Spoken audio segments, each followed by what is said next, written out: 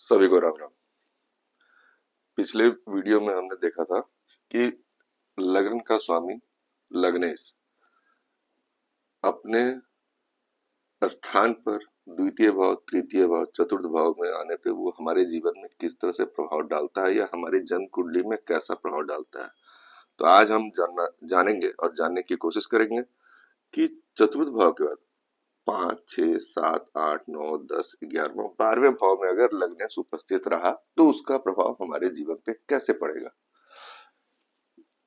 यहाँ जो भी नंबर रहेगा वो राशि को इंगित करेगा कि उस समय सूर्य के उदय होने के टाइम में कौन सा लगन था। ये अंतरिक्ष में वो यहाँ पे डिनोट होता है, मतलब उसे हम राशि के हिसाब से समझ सकते हैं कि उस समय वो राशि का उस समय वहां उदय हो रहा था, वो हमारा लगन है। लेकिन मेरा व्यक्तिगत राशि क्या होगा, वो इस चार्ट में चंद्रमा जहां स्थित होगा वो हमारा व्यक्तिगत राशि कहलाता है।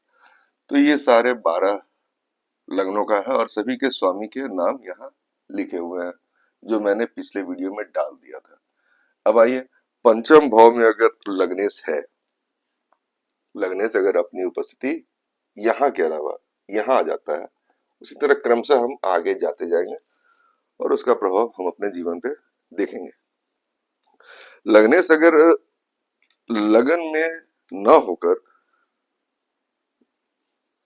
पंचम भाव में आ जाता है तो जातक त्यागी स्वभाव का था, माने कि वो दान धर्म या त्याग देता है कि वो ज्यादा मोह माया के चक्कर में नहीं पड़ता है। ऐसे जातक और उसकी संतान ख्याति पाने वाली होती है। आप समझ सकते हैं, जो दान देते हैं या कुछ अपना जरूरत किसी किसी के लिए त्याग भी कर देते हैं तो उनको ख्याति मिलती है, प्रसिद्धि भी मिलती है।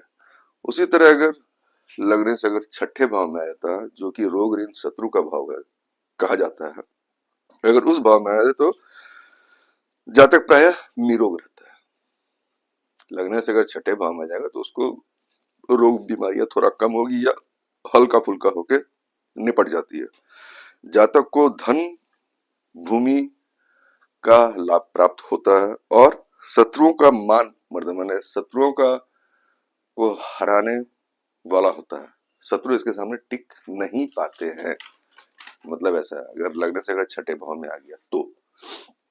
अब आइए, लगने से अगर सप्तम भाव में हो, लगने से अगर सप्तम भाव में हो तो फिर उससे जातक तेजस्वी और उसका जीवन साथी सुशील और रूपवान होता है।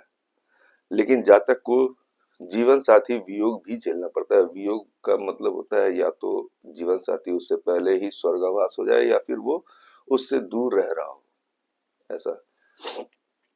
अगर लगने से अष्टम भाव में आ जाए तो फिर उसका जातक या हमारे जीवन पे किस तरह का असर पड़ेगा। इससे असर पड़ेगा कि हम और आप या जातक दीर्घायु होंगे और कंजूस भी होंगे। इसी कारण जातक की छवि समाज में थोड़ा सा धूमिल रहता है।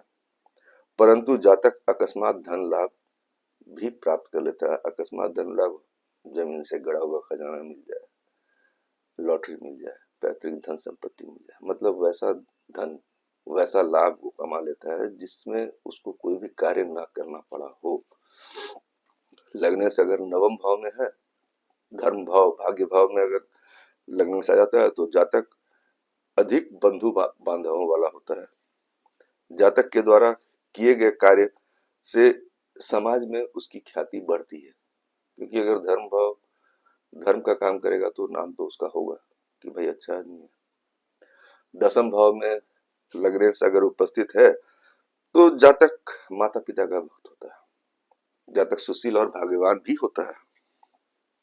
एकादश भाव में लगने से अगर एकादश भाव लाभ भाव आय भाव में अगर आ जाए तो फिर जातक धन और पुत्रों से युक्त होता है, माने उसका धन भी होगा, उसके पास संतान भी होंगे, पुत्रों की संख्या उसमें ज्यादा हो सकती है। परिश्रम से पीछे नहीं हटता है जातक। जातक के मित्र, क्या बोलते हैं उसको, मित्रों का समूह या उसको बोलिए मित्र मंडली बढ़ी चढ़ी रहती है और जातक प्राय इससे लाभान्वित भी होते रहता है। इसे कोई अभाव अपने जीवन में होते हुए आज तक नहीं देखा गया है जिस जातक की जन्म कुंडली में लग्न एकादश भाव में। अब आइए, लग्न से अगर 12वें भाव में उपस्थित है तो मोक्ष भाव, व्यय भाव, खर्च का भाव है।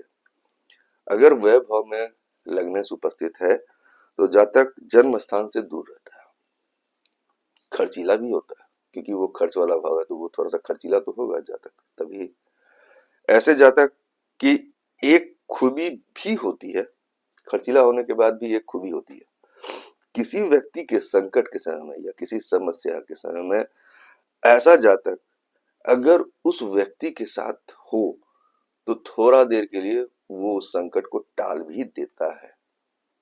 इस चीज को ध्यान रखिए, जिस जातक का लग्नेश 12वें भाव में हो और वो जिस किसी व्यक्ति अगर उस जान पहचान वाले के पास है जो कि किसी संकट या समस्या में घिरा हुआ है, तो ये अगर उसके पास जाएगा तो आने वाला संकट को वो कुछ समय के लिए टाल देगा। ये इसकी बहुत बड़ी खूबी होती है। तो चलिए आगे हम देखेंगे कि धनेश द्वितीय भाव का स्वामी अगर बाकी सब भावों में अगर आएगा तो उसका प्रभाव हमारे ऊपर क्या पड़ेगा। माने यहाँ का स्वामी इस जगह रहेगा, द्वितीय ही भाव में रहे तो तृतीय भाव में, चतुर्थ भाव में, पंचम, खष्टम, इस तरह से सारे भाव में होने से उसका प्रभाव हमारे जीवन पे कैसा पड़ेगा ये हम आपको अगले अध्याय में, अगले वीडियो में बताएंगे। तब तक के लिए बने रहें और ये जानकारी कैसी लगी कमेंट करके अवश्य हो जाए, और जानकारी अगर अच्छी लग रही है तो लाइक शेयर अवश्य करें। राम राम।